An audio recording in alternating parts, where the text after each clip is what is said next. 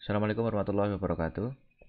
Kita masih ada di pertemuan ketiga, tapi kita akan membahas pembahasan yang kedua, yaitu komponen sistem komputer. Adapun pembahasan hari ini sebenarnya review saja. Ya pastinya Anda sudah mengetahui apa saja atau komponen-komponen yang ada dalam sistem komputer. Tapi nanti ada istilah-istilah yang sebenarnya Anda sudah tahu, biasa pakai, tapi istilah di dalam dunia komputer itu apa, itu nanti barangkali saya kira ada istilah-istilah yang seperti itu.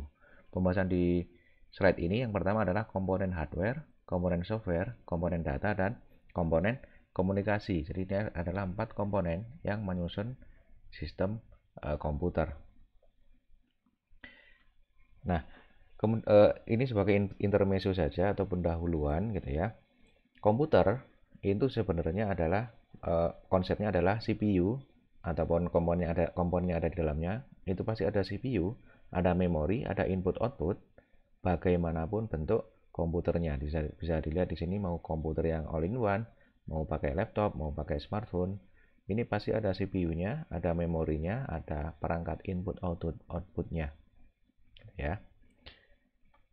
Nah, komputer yang dengan berbagai macam bentuknya, ini pasti prosesnya input ataupun sistemnya ya, input, proses, output, bagaimanapun bentuknya.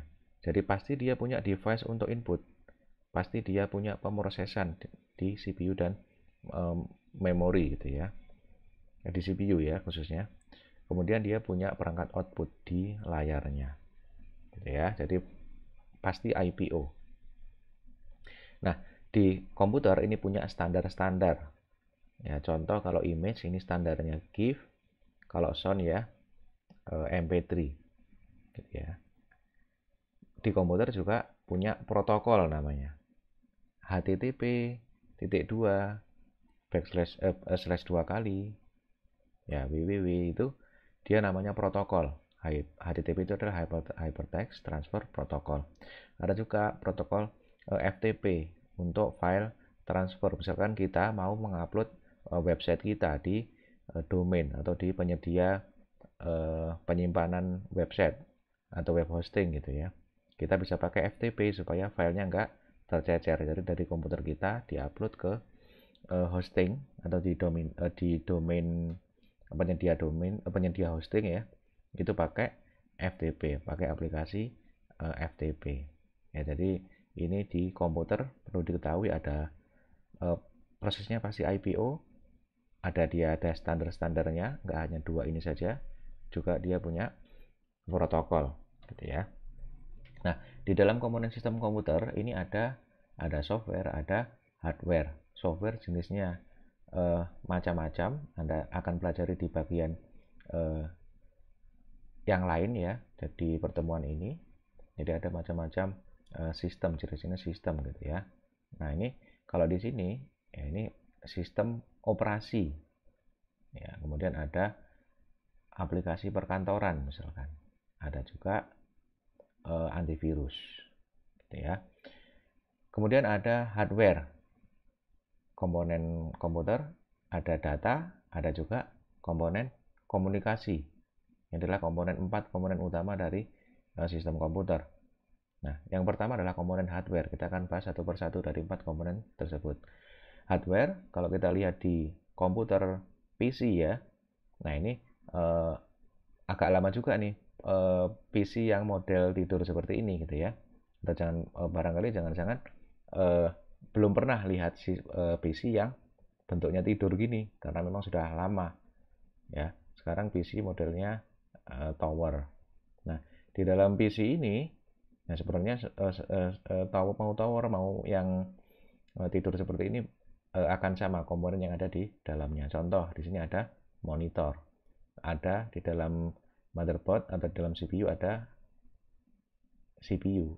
CPU itu ya prosesor gitu ya. Kalau di sini istilahnya. Jadi CPU itu kalau kalau disebut Center Processing Unit itu ya berarti yang kita sebut prosesor gitu ya. Tapi kalau kita biasa nyebut yang namanya towernya itu, unit towernya ini atau unit Ya kotaknya ini kan bisa kita sebut CPU juga, jadi perlu dipilah-pilah penggunaan CPU tersebut. Karena umumnya orang nyebut prosesor itu ya CPU gitu ya, di orang-orang di luar. Kemudian ada RAM, ada ya ini ada prosesor gitu ya. Kemudian ada joystick. Oh, ini berarti prosesornya dia disebut sendiri, berarti ini Central Processing Unit ya, benar. Di sini berarti dia konteksnya adalah kotaknya ini gitu ya, Central Processing Unit atau CPU. Tapi memang ada juga orang yang uh, menyebut prosesor itu sebagai Central Processing Unit gitu ya, terutama nanti di ORCOM. Kemudian ada speaker, ada mouse, ada floppy drive, ada CD ROM, ada hard drive, hard disk, ada keyboard. Inilah komponen-komponen yang kita memang biasa pakai. Yang kedua adalah selanjutnya di dalam komponen hardware itu adalah monitor. Monitor ada macam-macam bentuknya.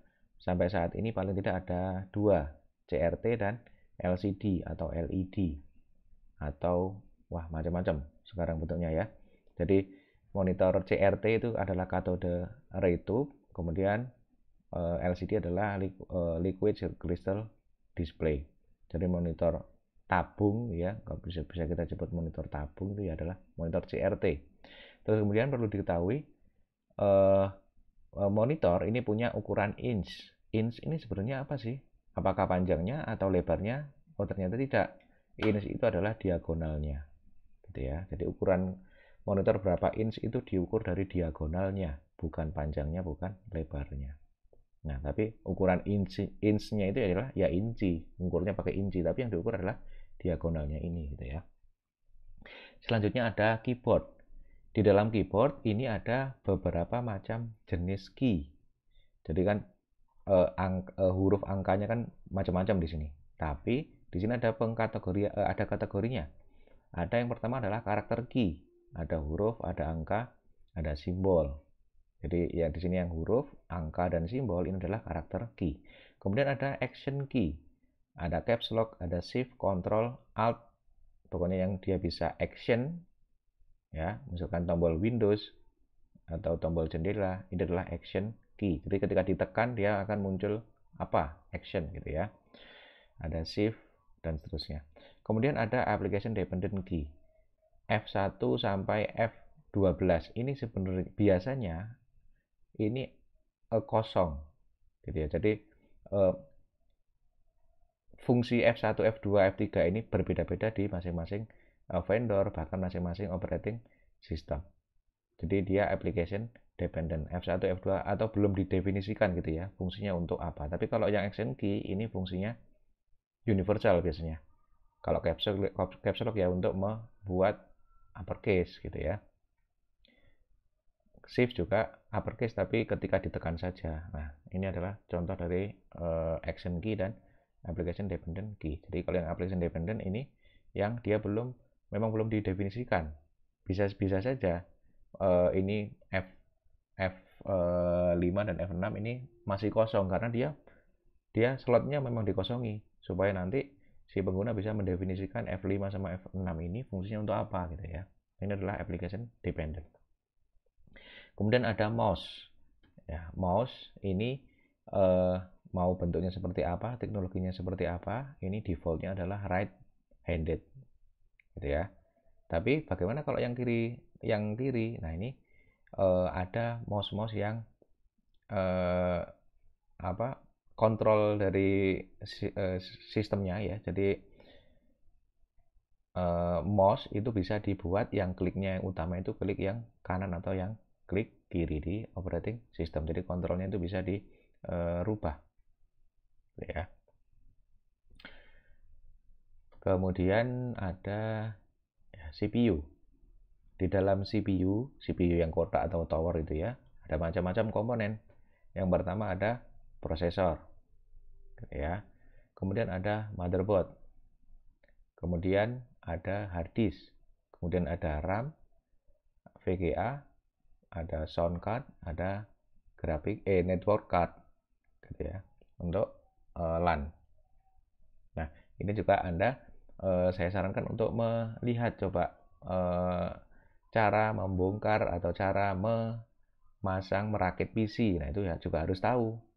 Ya paling enggak karena kita berkecimpung di komputer ya harus tahu cara merakit PC gitu ya, atau cara menambah RAM, mengganti SSD dalam laptop. Nah, gitu kita juga harus tahu caranya gitu ya. Kemudian, itu adalah komponen pertama, komponen hardware. Yang kedua adalah komponen perangkat lunak. Nah, perangkat lunak itu sendiri adalah serangkaian instruksi apa dan kapan dilakukan. Jadi sebenarnya tampilan ataupun fungsi-fungsi yang tersedia dalam aplikasi yang biasa Anda pakai itu sebenarnya di dalam komputer itu adalah isinya adalah instruksi. Jadi instruksi disusul oleh instruksi yang lain, disusul dengan instruksi yang lain gitu ya. Terus kemudian ada catatan kapan melakukan instruksi-instruksi tersebut. Jadi misalkan ketika mengklik tombol A gitu ya, terus lalu nanti instruksi A akan dilaksanakan. Jadi sebenarnya perangkat lunak itu adalah rangkaian dari instruksi gitu ya. Walaupun memang masih dari user ya nggak kelihatan karena yang ditampilkan kan hanya GUI-nya saja. Nah, kemudian perangkat lunak ya serangkaian instruksi ya yang kedua adalah membuka kapabilitas hardware. Jadi di perangkat lunak itu ketika nantinya di kompilasi atau di compile itu ada perangkat lunak tertentu yang dia itu bisa mengontrol hardware. Jadi nggak sekedar cuma tampilannya saja, tapi bisa dia mengontrol hardware. Contohnya adalah perangkat lunak ataupun software driver gitu ya. Atau perangkat lunak ataupun bahasa pemrograman yang digunakan untuk mengembangkan perangkat lunak yang microcontroller gitu ya. Nah, perangkat lunak ini keluar masuk dari dan ke CPU. Jadi perangkat lunak itu tinggalnya atau berdirinya itu kan di RAM ketika sedang dijalankan. Nah, ketika sedang dijalankan di RAM, nanti satu demi satu giliran dari perangkat lunak yang akan dieksekusi itu akan dimasukkan ke CPU untuk diproses. Gitu ya. Jadi prinsipnya perangkat lunak itu dari dan ke CPU. Jadi dia nunggu antrian kapan dia akan diproses dan nanti si CPU atau prosesor itu akan menginterpretasikan kira-kira maksudnya dari si pemogram ya mengkode perangkat lunak tersebut itu apa gitu ya.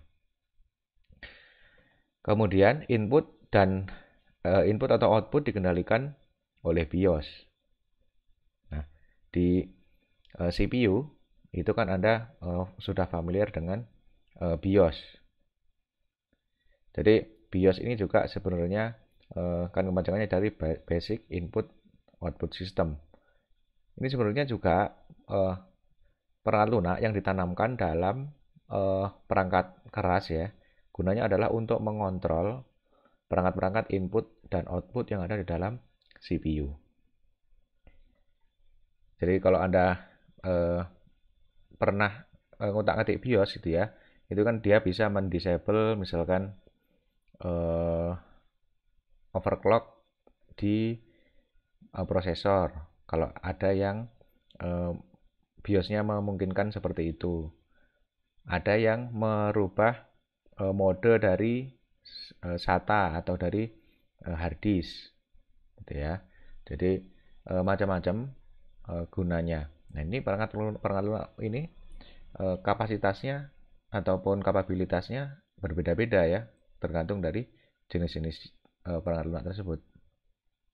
Nah, sekarang adalah jenis perangkat lunak ya yang mungkin berbeda lagi dengan slide yang di slide lain yang kita bahas juga di minggu ini. Ini ada jenis-jenis perangkat lunak berdasarkan dia menyentuh hardware atau tidak, atau jauh tidaknya dia dari hardware gitu ya. Jadi di sini disimbolkan yang putih ini dia ini hardware. Hardware kan nggak ada perangkat lunaknya ya. Nah, si perangkat lunak hardware di sini disimbolkan dia menyentuh jenis-jenis perangkat lunak yang operating system dan utilities. Gitu ya. Jadi di sini jauh atau tidaknya atau menyentuh atau tidaknya dengan hardware ini terwakili di sini. Hardware dia menyentuh langsung dengan operating system dan utilities, berarti ada perangkat lunak yang operating system dan utilities ini dia memanfaatkan kapabilitas dari hardware atau mengaktifkan hardware gitu ya. Memanfaatkan kapabilitas dari hardware. Ini namanya sistem software. Nah, perangkat lunak yang di atasnya yang dia itu tidak menyentuh hardware sama sekali, dia hanya menyentuh sistem software. Jadi application software ini berdiri ini kira-kira di atas operating system dan perangkat lunak yang utilities. Gitu ya. Jadi computer game, spreadsheet, word processor, database, internet browser itu dia nggak menyentuh hardware, tapi dia berdiri di atas operating system. Nah, yang pertama kita akan masuk sistem software, jenisnya adalah operating system dan utilities. Jadi operating system contohnya ada banyak sekali operating system yang mulai dari dulu sampai sekarang, mulai yang sudah nggak dipakai ya, sampai yang dari dulu sampai sekarang dipakai. Kemudian ada sistem software yang selanjutnya adalah utility software. Utility software ini adalah software-software yang langsung berkaitan dengan hardware gitu ya. Contoh adalah software driver, terus defragment, terus kemudian software-software yang ya driver tadi ya. Terus kemudian untuk misalkan overclock ataupun meningkatkan kapasitas prosesor, kemampuan prosesor gitu ya, yang memang dibuatkan oleh si vendornya sendiri. Terus kemudian untuk ngontrol kipas. Nah, itu contoh dari utility software. Kemudian computer language translator. Nah, ini juga dia termasuk sistem software. Ketika Anda mempelajari bahasa pemrograman, nah itu ada yang bahasa pemrograman yang menerjemahkan dari bahasa tinggi menjadi bahasa yang lebih dipahami oleh komputer. Gitu ya. Ini adalah sistem software. Yang pertama adalah sistem operasi ya, bentuknya macam-macam, ada Windows, ada Linux, ada Mac, ada Android. Ya sebenarnya masih ada Symbian gitu kan, Symbian OS, ada macam-macam. Kemudian ada utility software. Jadi ada software-software yang dia itu memang dia punya fungsi itu spesifik gitu ya. Jadi kalau menangani hardware ya hardware. Dia kalau misalkan graphic driver ya memang untuk menjembatani kerja antara OS dan hard disknya gitu ya. Hardware-nya. Jadi dia kerjanya spesifik gitu ya. Nah, ini utility software ini komputasi rutin kemudian melengkapi OS. Anda bayangkan kalau misalkan masih pakai Windows yang sebelum 10 gitu ya.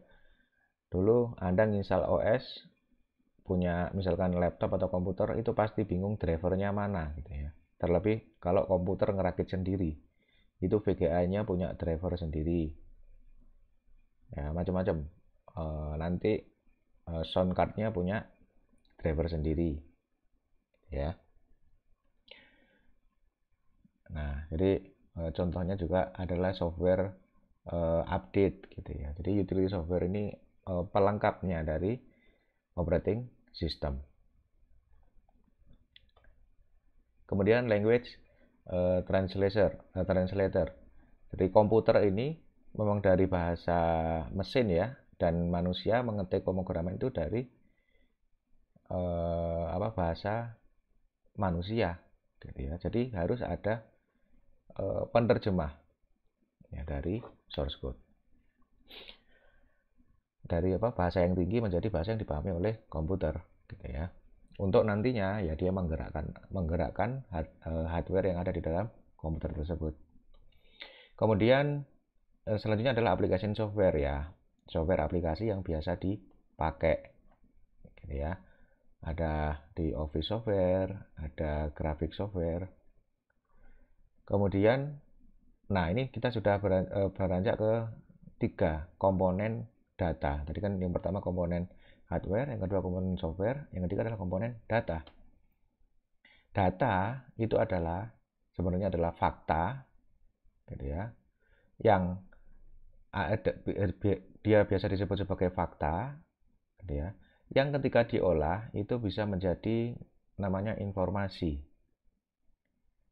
ya. Jadi misalkan Anda mendengar berita di TV gitu ya, itu bisa jadi dia itu berupa data saja, bisa jadi dia sudah berbentuk informasi gitu ya. Misalkan ada bencana banjir bandang di Jawa Barat pada hari sekian, jam sekian, kemudian lamanya sekian, itu masih data gitu ya. Tapi kalau sudah diolah dari misalkan 1 bulan ini beberapa kali banjir bandang yang terjadi di wilayah tersebut, nah itu sudah jadi informasi karena dia mengolah dari data banjir bandang dalam 1 bulan gitu ya. Nah itu kurang lebih bedanya seperti itu. Kalau data itu ya faktanya, fakta mentah seperti apa.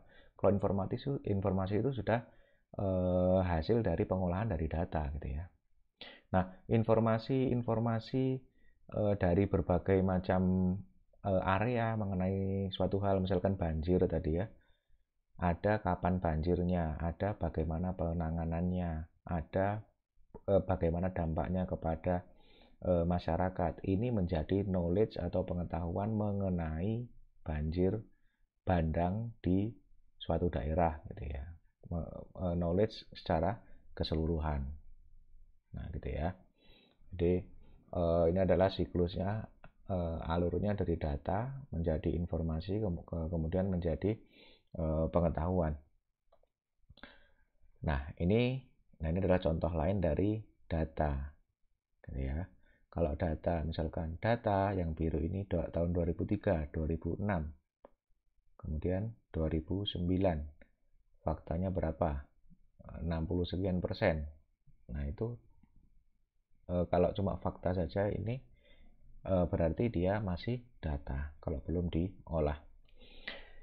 Kemudian, nah ini ada contoh yang lain dari database ya.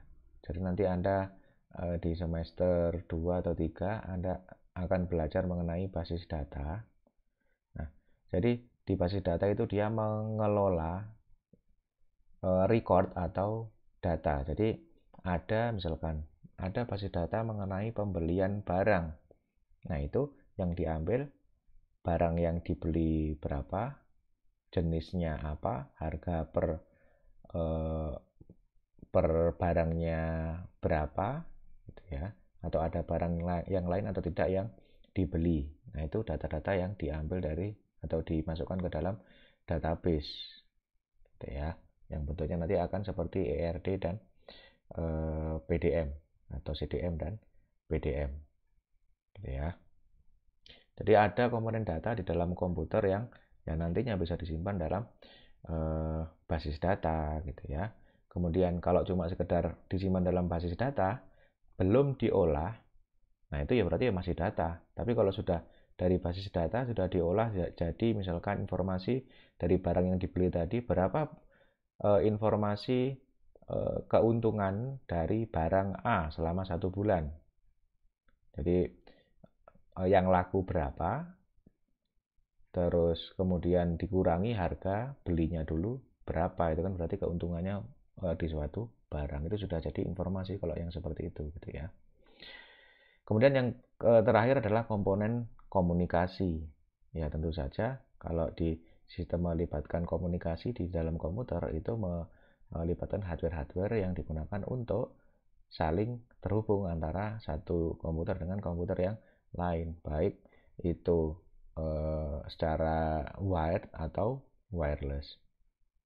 Dan komponennya nggak cuma dua ini saja, sekarang media komunikasi device-nya sudah semakin banyak. Ya, sudah macam-macam, mau terkoneksi pakai apa saja. Nah, ini adalah akhir dari pembahasan di minggu ini ya. Jadi di minggu ini nanti Anda pelajari slide ini, insya Allah akan ada diskusi atau soal-soal yang nantinya akan merujuk ke slide yang ini. Terima kasih perhatiannya. Mudah-mudahan materi hari ini bisa bermanfaat. Saya akhiri. Assalamualaikum warahmatullahi wabarakatuh.